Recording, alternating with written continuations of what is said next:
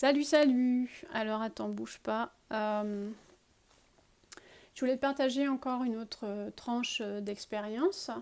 Euh, Avant de connaître mon super don et ma mission de vie, j'avais déjà créé l'accompagnement que j'appelle identité de marque magnétique.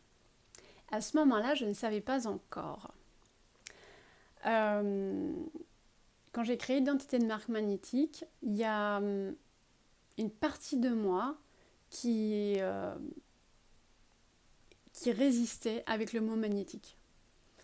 J'avais l'impression que c'était hyper prétentieux de parler de magnétisme, du côté magnétique, et d'imaginer que les gens puissent savoir que je rends les gens magnétiques. Je trouvais ça prétentieux, et d'un côté, et puis d'un autre côté, j'avais l'impression de passer un peu comme d'être un peu comme tous ces marketeurs de surface là qui te vendent du blabla, de vendre de la poudre aux yeux, des trucs qui sont pas authentiques.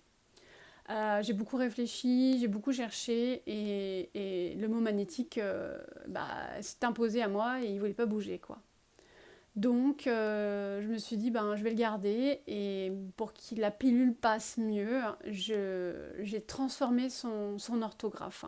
Donc j'ai mis un grand M, donc un M majuscule, et un C majuscule pour le hic, qui ressemblait à un aimant en fait.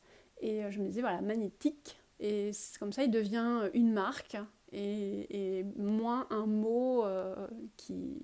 Voilà, c'était vraiment très mental, hein, tout ça. C'était un moyen en fait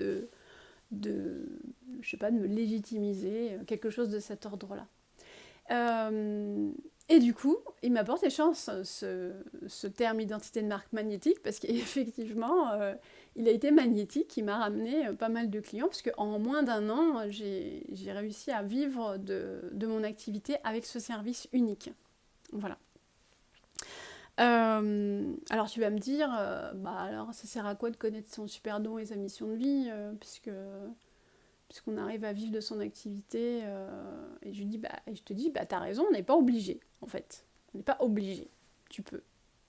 Le truc, c'est que cette lutte intérieure avec moi-même, que j'ai vécue pendant pas mal de temps, avec ce mot magnétique, ça m'a généré du stress, et ça m'a épuisée, en fait. C'est-à-dire que dès que j'utilisais le mot magnétique sur ma communication, il y avait une espèce de lutte infernale à l'intérieur, et je devais déployer une énergie folle pour oser appuyer sur le bouton envoi, pour oser exprimer le mot magnétique, et c'était super inconfortable.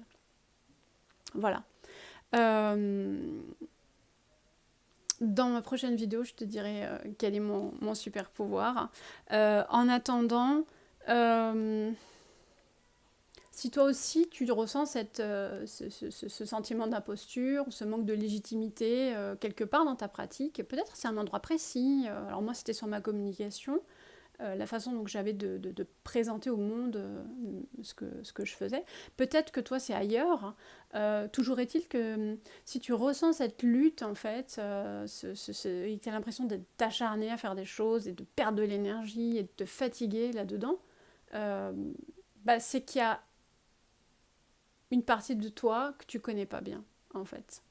En fait, pour être précis, c'est que il y a une partie de toi qui sait qui tu es, hein. Ta partie inconsciente, ton âme, elle sait qui tu es. Et puis il y a l'autre partie qu'on peut appeler égo ou mental, hein, qui veut pas, qui refuse en fait d'accepter cette part-là. Ça lui fait peur. Pourquoi? Ça c'est l'histoire de chacun, mais en tout cas, il y a vraiment une dualité qui s'exerce et qui devrait pas s'exercer à cet endroit-là. Alors, si t'en as marre de t'épuiser, je t'invite à cesser de lutter, et à réserver ta séance Tarot Business Flash avec moi, grâce au lien qui est en dessus ou en dessous. Et ensemble, on fera la lumière sur ton super pouvoir, ta mission de vie, et comment réharmoniser tout ça dans ton business. Voilà. Je te dis à très bientôt, et tu peux liker, partager si cette vidéo elle t'a plu. Salut!